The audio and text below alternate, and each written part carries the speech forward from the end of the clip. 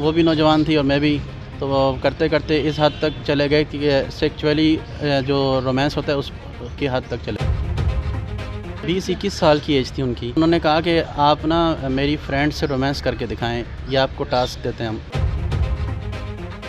अब आप ये मेरी दूसरी फ्रेंड के साथ रोमांस करें। तो उन्होंने फिर तीसरी फ्रेंड से भी करने को कहा। रोमांस करते करते मुझे खुद पता नहीं था मैं क्या कर रहा हूँ, तो उन्होंने मुझे अच्छी खासी अमाउंट दी। 2-3 दिन बाद ना मुझे दोबारा कॉल आई, जब आप रोमांस कर रहे थे। तकरीबन 6-7 महीने तक उन्होंने मुझे ऐसे ही यूज़ किया। बिस्मिल्लाहिर्रहमानिर्रहीम। शुक्र इस अल्लाह के पाक नाम से जो बड़ा मेहरबान और नहायत रहम करने वाला है। बेशक। अस्सलामु अलैकुम नाज़रीन, मैं हूँ मारिया और आप देख रहे हैं हमारा यूट्यूब चैनल। नाज़रीन, गलत शौक़ एक ऐसी बुरी चीज़ है जिसकी लत अगर एक बार लग जाए तो उसके लिए इंसान किसी भी हद तक जा सकता है। एक ऐसी ही कहानी हमारे साथ मौजूद है। हमने अक्सर बहुत सारे ऐसे केसेस देखे होंगे, सुने होंगे, जिसमें आदमी नौजवान लड़की के साथ जिनसी ज़्यादती करते पाए जाते हैं।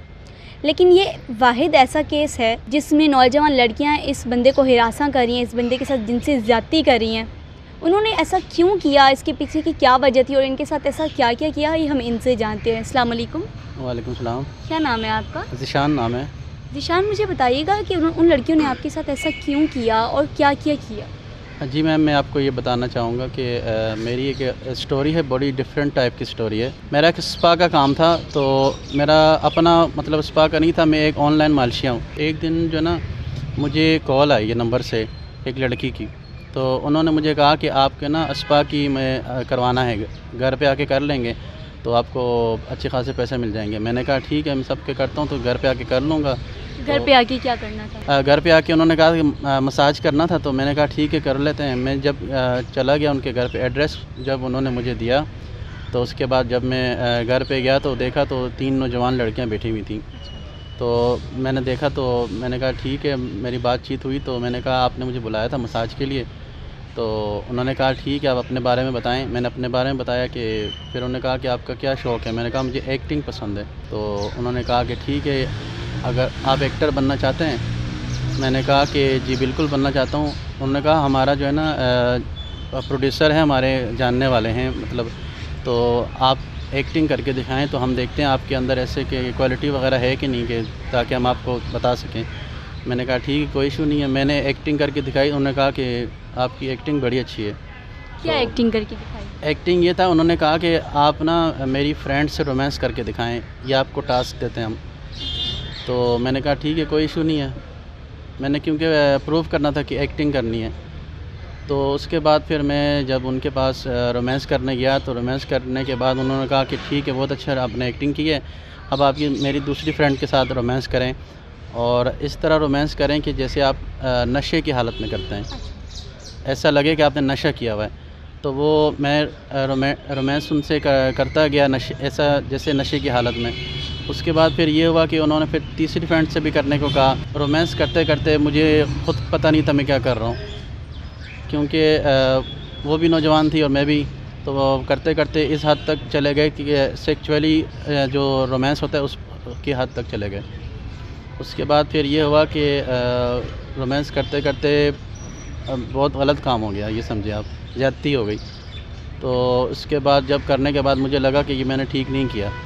लेकिन फिर उन्होंने कहा कि आपकी एक्टिंग बड़ी अच्छी है, तो अब आप जा सकते हैं। मसाज वगैरह जो आपने करवाना था हमने वो हो गया। तो उन्होंने मुझे अच्छी खासी अमाउंट दी और मैं घर चला गया। उसके बाद फिर 2-3 दिन बाद ना मुझे दोबारा कॉल आई इन्हीं लड़कियों की। मैंने रिसीव की तो मैंने कहा जी, तो कह रहे हैं कि मसाज करवाना है, आप आ सकते हैं। एक डर सा लगा रहा। मैंने कहा इन्होंने तो ठीक नहीं किया मेरे साथ, ये मसाज के बहाने पे बुला के मुझसे ये काम करवा रही है। तो मैंने मना कर दिया। फिर उन्होंने कहा आप मना नहीं कर सकते। मैंने कहा ये क्या बात हुई, मेरी मर्ज़ी, आऊँ ना आऊँ।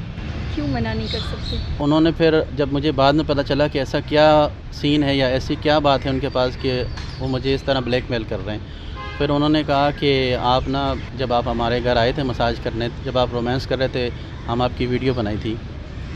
तो मैं तो एकदम से चौंक गया कि ये क्या हो गया, मुझे तो पता ही नहीं था ये सब होगा।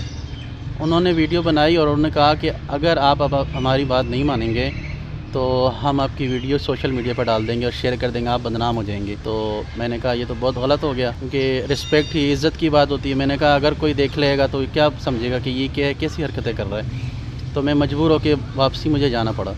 जब मैं वहाँ पे गया तो वहाँ पे वही सीन फिर वही 3-4 लड़कियां बैठी हुई हैं, फिर उनसे सेक्सुअली रोमांस करना पड़ा, मजबूर था क्योंकि फिर उसके बाद फिर करने के बाद फिर वापस मैं घर चला गया। तकरीबन 6-7 महीने तक उन्होंने मुझे ऐसे ही यूज़ किया। लड़कियां कैसी थी, उनकी एज क्या थी, किस तरह की थी वो लड़कियां? 20-21 साल की एज थी उनकी, 20-21 साल की थी। बिल्कुल नौजवान और खूबसूरत लड़कियां थीं, अच्छा। जिसे ये है कि अपने जाल में किसी को भी फंसा सकती थी।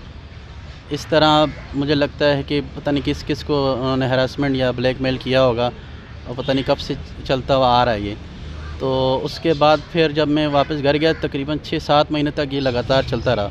आपके साथ वो लगातार जिनसी ज़्यादती करती रही? जी ऐसा ही रहा। आपने किसी को नहीं बताया, किसी की क्योंकि- हेल्प की आपको नहीं लगा मुझे किसी की हेल्प लेनी चाहिए, पुलिस की हेल्प लेनी चाहिए इस तरह?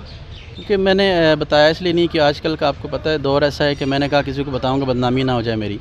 अब पहले तो हम सुनते आ रहे थे कि लड़के जो है ना ज़्यादती करते थे लड़कियों के साथ, लेकिन आजकल दौर ऐसा आ गया है कि लड़कों के साथ लड़कियां ज़्यादती कर रही हैं, और अगर किसी को बताएं भी तो आगे से हंसते हैं वो कि झूठ बोल रहा है। बिल्कुल ऐसे है। बात मेरी इज़्ज़त की आ गई थी, मैं इतना परेशान हूँ, मुझे समझ नहीं आ रही मैं क्या करूँ।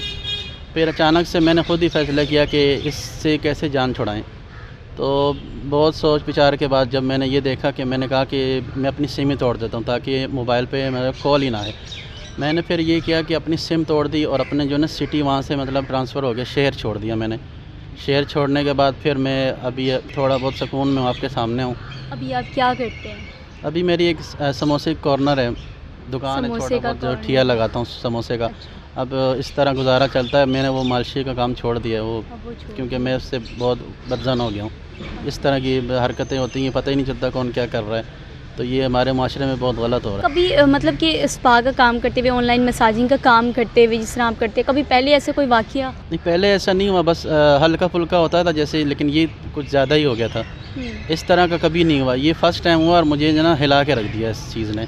तो मैं यही कहना चाहूँगा कि हमें ना केयरफुल रहना चाहिए, क्योंकि इस तरह की कोई भी किसी के साथ कुछ भी कर सकता है। ऐसे ऐसे लोग भी देखे हैं कि जिनके साथ बहुत बड़ी ज़्यादतियाँ उन्होंने ख़ुदकुशियाँ तक की हैं। आदमियों के साथ नाज़रीन रेप केसेस की बात किसी को भी सच नहीं लगती, और आदमी भी आजकल हमारी नस्ल में जो हो रहा है, ज़्यादातर आदमियों के साथ रेप केसेस हो रहे हैं रिज़्क़ के नाम पे कि मैं तुम्हें इतने पैसे दे दूंगी, या उसको हिरासा किया जाता है। जिस तरह पहले लड़कियों को हिरासा किया जाता था, अब ऐसे ही मर्द को हिरासा किया जाता है, वीडियो बना के ब्लैकमेल करके। और ये मर्द तो मर्द, लड़के, नौजवान लड़के, बाबे, ये फिर किसी को बता भी नहीं सकते, डरते हैं कि लोग सच ही नहीं समझेंगे। आंटियाँ करती थी हिरासा आदमियों को, लेकिन आंटियाँ तो आंटियाँ, अब नौजवान लड़कियों में, नौजवान हमारी नस्ल में, मैं सबको नहीं कह रही, कुछ हैं इक्का दुक्का, हमारी 100 में से कोई 2%, 1% जिनमें हवस बहुत ज़्यादा है।